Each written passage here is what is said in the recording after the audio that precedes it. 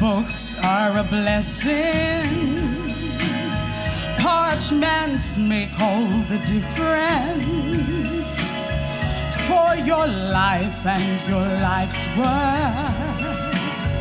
Books put you face to face with your prophet and your teacher.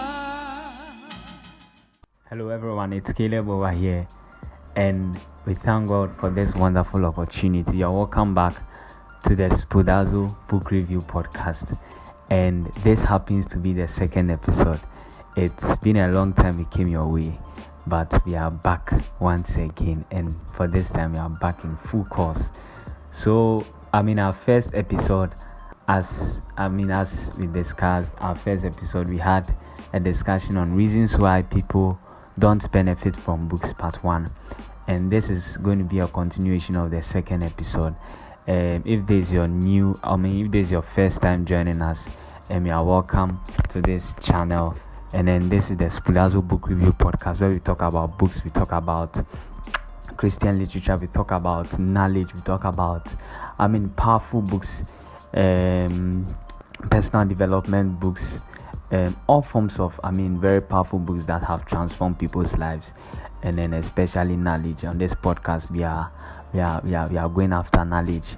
We are seeking after knowledge. We are looking at how to reinvent our lives, how to make our lives better, how to come into contact with knowledge that can bring our life to that high level. So do all to subscribe to this channel, and then do all to like, share, and then send a message across so that others can also be of a great blessing to this podcast. So we are continuing, as I said earlier, with the discussion we had some time past on reasons why people don't benefit from books. And if you recall, we spoke about two main reasons why people don't benefit from books, and you can go back and then listen to the first episode if you've not listened to it. I trust that you will really be blessed. And just a quick summary of the things we discussed in the first episode. We said the reasons why people don't benefit from books. We said, 1, because a lot of people are not intentional about the books they read. People are not intentional about the books they read. They just handpick books anyhow, and just anything goes. But we admonish ourselves to really be very intentional with the books that we read. If you see a building, anything at all you see around today, that thing came out of intentional planning. Slums are different from estates, because for slums they just sprang up anyhow. That's why in slums there's not really much planning with respect to the streets and all of that. But when you go to a well-developed estate, you realize that everything is well developed, everything is well demarcated, even where the shops are, where if there's a mall there, they have an area maybe probably for where churches are, they have an area probably for where schools are, they have an area for sports, all of that. So you have to be intentional about the books that you read. Secondly, we said, so that's just a quick summary. Secondly, we said people pride themselves in the number of books they read than the books that will have impact, or than priding themselves, or than making sure that the books that they read would have an impact in their lives. And basically we just said that it gets to the point where, like, as we are in the new year now, people will be setting, people have already set their new year resolutions. These are second month, so people by now have set new year resolutions. I'm sure some people set goals that, look, this year I want to read 100 books. And when you start setting such goals, so for most people it's more about the number of books they've read. Like, I've read this number of books. But no, we want to, as I said in the earlier podcast, we want to transcend that level of, it's not just really about the number of books you want to read, but it's about the book that you are reading, about that book having an impact in your life so much that even if it's a single book you are going to devote yourself to, you realize that at the end of it you will find out that book has had that impact in your life. So just a quick summary of what we discussed in the earlier podcast. Because if you are just, that's why people don't really benefit from books. So at the end, they are just in a hurry to just finish the book up, just to boast about it. I've read this book, just to tell others that, look, but not really to have that to digest the book. Yes, not to sit down and take their time to really digest the book, so that the book goes through them, and so that they go through the book. I trust you understand what I'm trying to say. So we are continuing from where we ended. Yes, so the third reason why people don't benefit from books, and I really need you to really understand this point, is pride. Yes. Pride. Pride is a very serious thing. I mean, aside it being a sin and all of that. But when it comes to reading of books, one of the main reasons why people don't really benefit from books is pride. Why? Someone will pick a book, and even before the person has gone through the book, the person feels that he knows what the book is about. Maybe he picks a book on health, or maybe let's say he picks a book on finances, or maybe he picks a book on maybe on relationship, or maybe marriage, or maybe academics, on maybe excellence. And he really picks the book. He feels, but this thing I know it. I know what it's coming to talk about. Like, you get what I'm saying? So it's like pride. It's like it feels that, look, I already know what this book is going to talk about. And it's one of the reasons why a lot of people don't benefit from books. You'll be amazed that you'll be amazed that someone would have in his or her hand a book that has the potential to transform his or her life, but the person feels that I understand this area of life, or I understand what it's talking about, or when it comes to this area, at least I know. And it's just like even being in a conference, or being in a church service, or being in any atmosphere where knowledge is being shared. You realize that. And that's the same thing when you're in a book. When you're in a book, you're in an atmosphere where knowledge is being shared. And you realize that many people don't benefit from the knowledge because some people, they feel they already know it. Now, even if you know it, the ability for you to humble yourself and to listen is even a great mark. Because, even Jesus even said that for you to enter the kingdom of God, then you have to be as humble as a child. Yes, you have to be as humble as a child. And that's one of the amazing traits about children. A child, even though the child may know what we are going to talk about, maybe it's the same story we share with the child, but the child will still want to hear the same story over and over and over and over again. Yes, and that is one reason why a lot of people don't benefit from books, because of pride. So maybe the person has had a foretaste of maybe that subject before, but the fact that maybe you've had a foretaste of that subject, maybe the fact that you've done 1 or 2 studies on tithing, does not mean, tithing is a very sensitive subject in the Christendom. But the fact that you've done 1 or 2 subjects on tithing does not mean that when you see a book on tithing, you should just feel like you already know it. No, the Bible says that let him who thinks that he knows that he knows nothing as he ought to know. Yeah, so when it comes to reading, one of the things you have to develop as a reader, or if you want to really become an avid reader, is the great hallmark of humility, or is for you to be humble as a child, for you to receive the knowledge that is coming to you. And it's one of the traits. So remember, the third reason why a lot of people don't benefit from books is because of pride. Yes, it's because of pride. So the person may even pick a small book like a pamphlet. Look, you'll be amazed that some of the books that can really transform your lives are little pamphlets. Those small pamphlets. I can mention titles of pamphlets that have really transformed my life, like those pocket-sized pamphlets. Like, but I feel like, is this thing a book? One great man of God shared a story of how one of his first books was one of these pamphlets. He wrote one of these pamphlets, and he said when you wrote, in fact, someone asked him, is this to a book? Yeah, he was saying something that someone even asked him, is this thing to a book? But that book has transformed a lot of people's life. But that book has blessed a lot of people's life. So when it comes to reading, you really have to be humble, irrespective of how much you think you know. Like it's great to have that spirit of humility to receive that knowledge coming from you. And trust me, even if you think you know, there's always something new to learn from it. There's always something new to learn from what you think you know, from the person sharing that thing with you. There's always something new to learn. And then, okay, so the fourth reason why a lot of people don't benefit from books, now I want to take this point very well, is because a lot of people are fond of borrowing books and not investing in books? Yes, I know maybe a suspect. I'm not, so that's what I'm saying. I really want you to like listen to this point very well so that you don't misconstrue what I'm saying. Now, when I say a lot of people are very fond of borrowing books and not investing in books themselves, I don't mean that borrowing books, is wrong. No, that's not what I'm trying to say.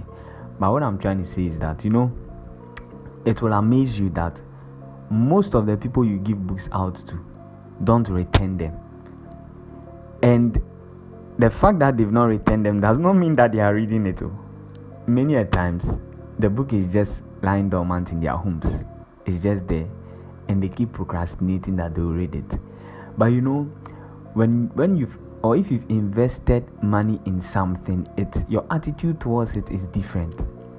Yeah, your attitude towards it is different, and that is why I'm saying that is one of the reasons why many people don't benefit from books, because many a times they've not invested in the book themselves. So it's someone's investment that they've been privileged to be exposed to. So when it comes to them, okay, they may read it, they may not read it unless the person really has unless the person is really hungry for that knowledge. When the person gets, the person will at all costs read it, and then maybe will even return it, and even sometimes may not return it to you. Like I recall a very wonderful book I found once in one of my friends' room. Like I took it by hook or crook. This is a confession. I've still not returned it. Like I've been reading it, like that book has really blessed my life, and I still keep it. That's what I'm saying. It's not. That's why I want to really draw the line very well.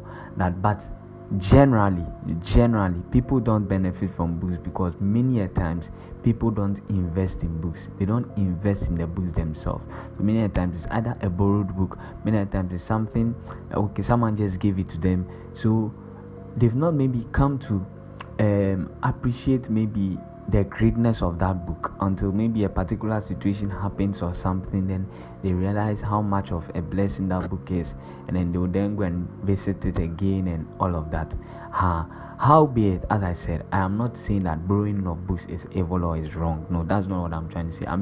If you have a book, or if you've been looking for a book for long and then you are not getting it, and a friend of yours has it, why not? You can go for it and then just get it. But what I'm trying to say that it's something I've realized in my reading journey. Many times the books people borrow, they don't read them. Yes, the books people borrow, they don't read them. Should I give you an example? Many times the books you post on your status, like I'm fond of posting books on my status, like talking about books and all of that. And people say, oh, PM me, like send it to me, DM me with the book, like send it to me and all of that. Look, you will go back asking them if they've read them. If they've read the books, and most of them, not yet, maybe another time, maybe later on out. So you see, so it's because maybe at that period, as you shared the story of what happened to you as you read that book, or you shared some nuggets from the book, the person feels like, wow, this is a very nice book that can really help me. So at that point, you spark the interest in the person, but after that, that's it. It's gone. It's very few people who would ask for the book and would read the book. So I'm saying, but it is still a point. It's one of the reasons why people don't benefit from books, because people are not fond of investing in books themselves. So when they borrow it, okay, at my free time I'll just read it. Maybe when I'm free I'll just read. Which as we discussed in the earlier podcast, you have to be intentional about it. You'll have to be intentional about it. One great man shared something with me once. He said, he said, anything you leave to chance, will have no chance. Nothing or anything that is left to chance will have no chance. So if you expect that by chance you will read the book, no, then there's a likelihood that, look, you can go through the whole year and you will not read the books that you really want to read. But you have to be intentional about it, as we said earlier. So borrowing of books, it's not wrong. As I said, it's not wrong. You can borrow books, especially if you feel you don't have them. But I really encourage you have to get to a point where borrowing of books ceases in your life, when you go that extra amount of you building your own library, of you now developing your own library, of you now getting those books yourself, you see that there's a whole feeling attached to investing in books yourself. You will then treasure those books. Yes, like it's a whole different thing. When you spend money to buy, it's just like the normal things you have. See, when you spend money to buy something, there's a different way there's a certain value attached to that product, unlike when you don't spend money. But that is not to say when you don't spend money on something you don't see the value in it. No, that is not what I'm trying to say. But I'm just trying to say that generally, one of the reasons why a lot of people don't benefit from books is actually because most of them borrow their books and most of them don't benefit from the books. So our final point on reasons why people don't benefit from books. So what's the final? So we're on the fifth point, reasons why people don't benefit from books. So as I said, we can go over and over, we can go on and on with the points, but we would want to end here. So the final reason why I feel people don't really benefit from books is because this is kind of like similar to the first point, but it's a whole new twist. Now, people don't spend time studying the book. Yeah. Even when it comes to readers, reading a book or skimming through a book or just glancing through a book is different from you spending time to study the book. Yeah, it's a whole different thing. Even reading, you realize that, way back in school, we studied the various kinds of reading. Skimming and then all of that. So even with the reading, we have different forms of reading. You may just be glancing through, but to come to that point where you really want to get everything from the book, as I said in the earlier podcast, every book is like a gold mine. It's like a mining field. Now you would have to dig deeper in order to get the gold and then the treasures in that book. And then that comes with studying the book. You really have to get to a point where you really intentionally study it. Like after reading, that's why for some books, even before you start, the author gives you tips as to how to go about the book. So maybe he will say that, maybe generally first read the book once, then come back again. I've read many books like that. The author will just give you a general gist of how to go about the book. So maybe just go through it at once, underlining points that really speak to you or that you can personally relate to. When you are done, now come back, take your time, digest it chapter by chapter per day. So you realize that like an example is a very wonderful book like The Purpose-Driven Life. You realize that for that book, the author advises the reader to handle it chapter per day. So every day comes with a chapter. Why? So that you have time to digest the information you are taking in, so that it's not just like you are just trying to accumulate information in your head, but then every day you are getting something to digest in. And as I said, that's one reason why a lot of people don't benefit from books, because you may have read the book, but someone who is really studying the book with a note, with a pen, and then meditating on some of the points that really minister to them, you realize that both of you are not on the same level at all. So there are books that maybe you may want to read generally, just to have a general idea of things going on, but it's different when you spend time studying that book. It's a whole new experience when you now make time for the book. You get a pen, you get a pencil. if it's your tablet, if it's your phone, you are making notes on, like a whole new experience. Like a whole new. I don't want to give examples now, but it's a whole new experience. So I just want to encourage you, aside just glancing through the book, skimming through the book, scanning through the book, you have to make time for the book. Yes, you have to make time for the book. Study the book. That's if you really are looking at having a certain level of result in your life from that book. You have to go the extra mile. If you want to come to the point where you want to say that, look, this book really transformed my life. This book really did something to me. This book really brought a certain level of transformation in my life. That won't just come, on the surface reading. You would have to go deeper. So thank you very much for your time on this podcast. Once again, I want to encourage you to like, share, and subscribe. And then share this message to everyone. This is the Spoudazo Book Review Podcast. As I said, on this podcast, we talk about knowledge, we talk about the word, we talk about books, we talk about Christian literature, we talk about everything pertaining to knowledge. On this podcast, we are just going for knowledge. And most importantly, not just having the knowledge of head, but then having that knowledge being transpired in our lives, having that knowledge being translated in our lives, and then living out that knowledge and making sure that that knowledge is changing and transforming our lives. So thank you very much, and God richly bless you. Don't forget to like, share, and subscribe once again. Thank you, and bye-bye.